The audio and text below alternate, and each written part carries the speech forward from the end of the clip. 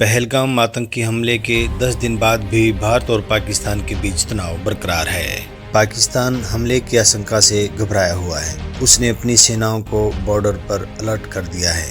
Fighter aircrafts को लाहौर और Rawalpindi airbase पर लगा दिया है, जो कि भारत के बॉर्डर के नज़दीक उसकी एयरबेस है। सभी सैनिकों और मेडिकल स्टाफ की छुट्टियां पाकिस्तान ने रद्द कर दी हैं। वहीं प्रधानमंत्री नरेंद्र मोदी ने भी खुले तौर पर ऐलान कर दिया है कि पहलगाम हमले के आतंकियों और उनके आकाओं को अब की बार ऐसा सबक सिखाएंगे जिसकी उन्होंने कल्पना भी नहीं की होगी। मोदी के इस ऐलान से पाकिस्तान इस बात से डरा हुआ है कि कहीं भारत इस बार उसे पीओके ही ना छीन ले।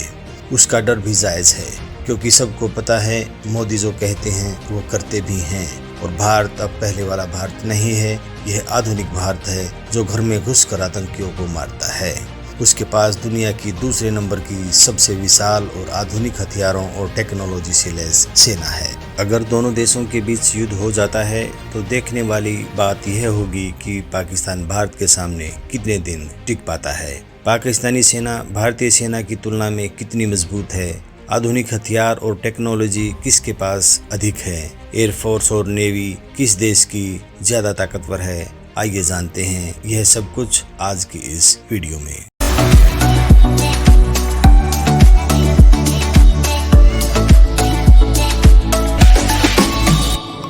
ग्लोबल फायर पावर इंडेक्स 2025 की रिपोर्ट के अनुसार मिलिट्री स्ट्रेंथ के मामले में विश्व के 145 देशों के बीच भारत की रैंकिंग 4 है, जबकि पाकिस्तान की रैंकिंग 12 है।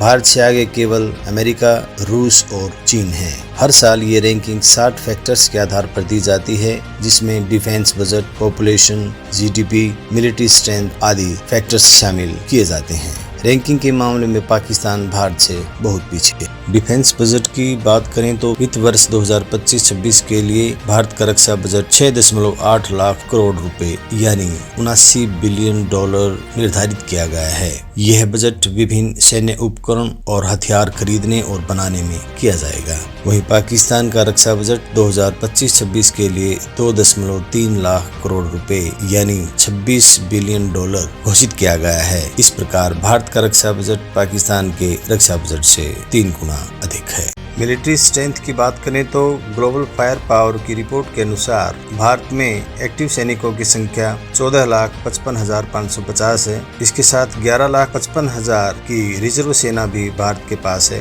और इसके साथ साथ 25,27,000 जवान पैरामिलिट्री के भी भारतीय सेना में हैं। जबकि पाकिस्तान के पास एक्टिव सैनिकों की संख्या 6,54,000, रिजर्व सैनिकों की संख्या 5,50,000 तथा पैरामिलिट्री फोर्सेज के सैनिकों की संख्या 5 लाख है। इस प्रकार भारत के कुल सैनिक संख्या 51,37,550 है और पाकिस्तान के पास कुल सैनिक 17,04,000 है। इस मामले में भी भारत पाकिस्तान से 3 गुना ज्यादा ताकतवर है। दोनों देशों के बीच बात अगर टैंकों की करें तो भारत के पास जहां T-90 भीष्म, T-72S और अर्जुन MBT जैसे घातक क्षमता वाले आधुनिक मेन बैटल टैंक हैं, वहीं जोरावर जैसे ऊंची चढ़ाई चढ़ने वाले हल्के टैंक भी हैं। दूसरी ओर पाकिस्तान के पास हैदर, खालिद, टाइप 59, टाइप 69 जैसे पुराने चाइनीज टैंक हैं। ग्लोबल फायर पावर की रिपोर्ट 2025 के अनुसार उसके पास कुल 2,627 टैंक हैं, जबकि भारत के पास 4,201 टैंक हैं। टैंकों के मामले में भी भारत पाकिस्तान से बहुत आगे है। बात अगर एयरफोर्स यानी वायुसेना की ताकत की करें तो ग्लोबल फायर पावर रिपोर्ट 2025 के अनुसार भारत के पास 2,229 एयरक्राफ्ट्स हैं, जिनमें से 513 फाइटर जेट्स हैं, 899 हेलीकॉप्टर्स और 6 एरियल टैंकर्स हैं। वहीं पाकिस्तान के पास कुल 1,399 एयरक्राफ्ट्स हैं, जिनमें से 328 फाइटर जेट्स, 373 हेलीकॉप्टर और 4 एरियल टैंकर्स शामिल हैं। पाकिस्तान के पास ज़्यादातर चाइनीज जेट्स हैं, जबकि भारत के पास आज के दौर का सबसे आधुनिक और घातक फाइटर जेट राफेल के साथ साथ मिराज, जगुआर और सुखोई जैसे फाइटर जेट्स हैं, जो मिनटों में दुश्मन को तबाह करने में सक्षम हैं। इसके अलावा भारत के पास स्वदेश निर्मित तेजस फाइटर जेट है, जो आधुनिक सुविधाओं से लैस है। इंडियन एयरफोर्स पाकिस्तानी एयरफोर्स से कहीं ज़्यादा आधुनिक और ताकतवर है। बात अगर नेवी यानी जल सेना की करें तो भारत के पास 132 वारशिप्स, 143 एयरक्राफ्ट्स और 130 हेलीकॉप्टर्स का एक पूरा बेड़ा है। जबकि पाकिस्तान की जल सेना के पास मात्र 111 का ही बेड़ा है। भारत के पास 18 पनडुब्बियां हैं, जिनमें से 2 परमाणु हथियार ले जाने व दागने में सक्षम हैं। इन न्यूक्लियर पावर्ड पनडुब्बी की क्षमता अमेरिका और यूरोप तक हमला करने की है, जबकि पाकिस्तान के पास केवल 8 पनडुब्बियां हैं और उनमें से कोई भी पनडुब्बी परमाणु हथियार ले जाने में सक्षम नहीं है।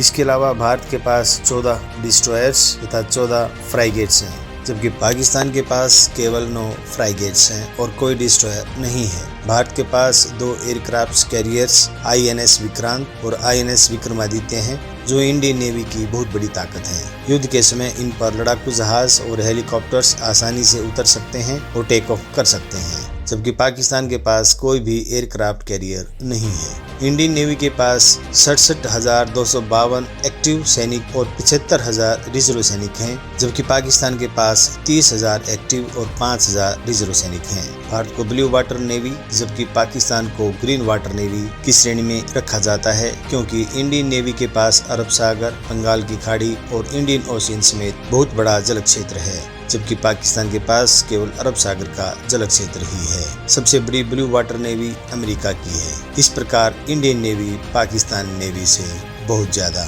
आधुनिक और ताकतवर है। भारत की अर्थव्यवस्था आज $5 ट्रिलियन की होने वाली है। दुनिया का सबसे बड़ा उपभोक्ता बाजार आज भारत में है।